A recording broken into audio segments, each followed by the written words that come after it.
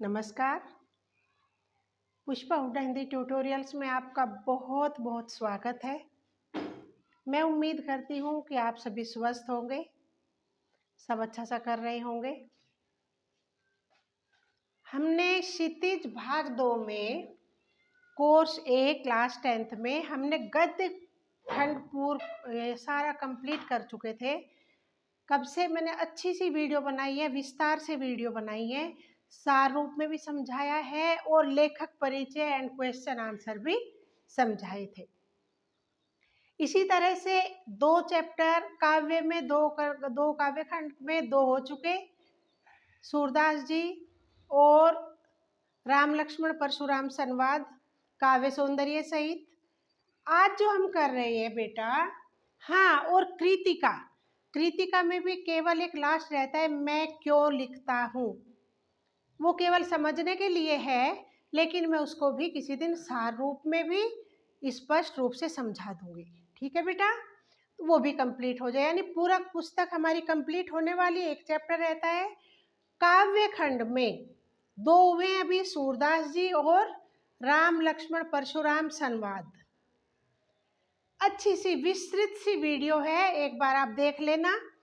और अब जो करा रही हूँ आज है जयशंकर प्रसाद जी का जीवन परिचय। ये अध्याय 4 काव्य खंड का ये 4th है, 3rd जो है वो एग्जाम में नहीं आएगा। ठीक है, तो बेटा आज हम जो करेंगे वो करेंगे जयशंकर प्रसाद जी का जीवन परिचय और उनका कृतित्व, यानी उनके जीवनी के बारे में जानकारी लेंगे।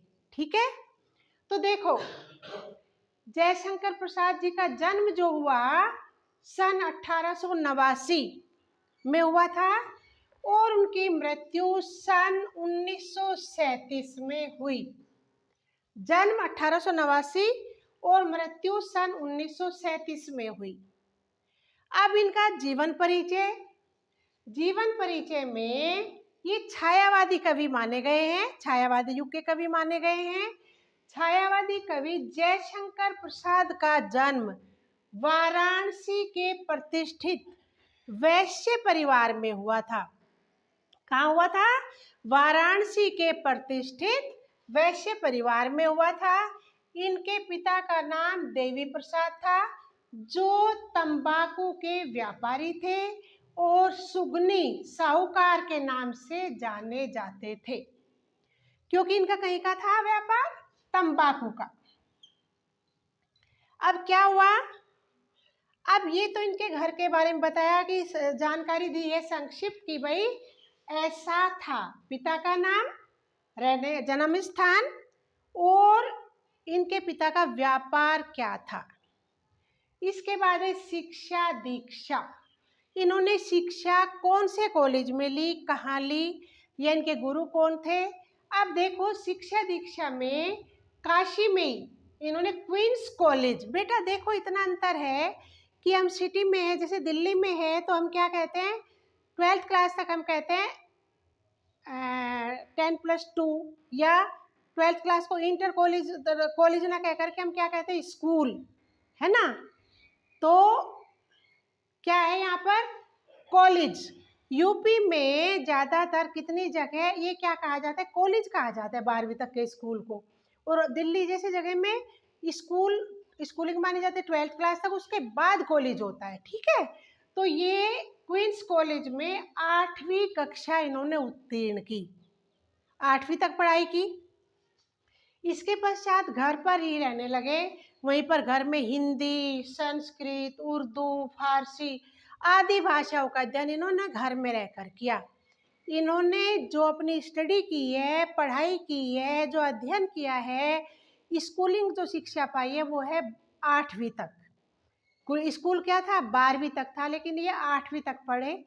इसके बाद इन्होंने हिंदी, संस्कृत, उर्दू, फारसी भाषाओं का ज्ञान बेटा इन्होंने कहाँ किया, घर में रहकर ही किया।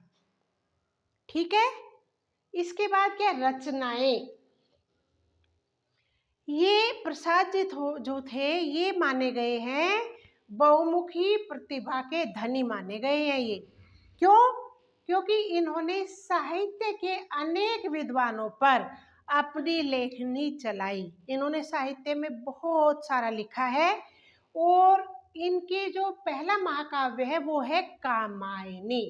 पहला महाकाव्य क्या है? कामायनी। ये है इनका महाकाव्य, ये कामायनी। और इस रचना पर इन्हें मंगला प्रसाद पारितोषिक दिया गया था। क्या दिया गया था? मंगला प्रसाद पारितोषिक। किसको? जयशंकर प्रसाद जी को। किस पर? कामायनी में, है ना। क्वेश्चन क्या बन रहा है कि कामायनी किसके द्वारा लिखित है महाकाव्य? तो किन्होंने लिखी? जयशंकर प्रसाद जी ने। कौन सा पुरस्कार मिला? मंगला प्रसाद पारितोषिक। 2 क्वेश्चन बन रहे हैं बच्चों। अब इसके बाद है खंड काव्य।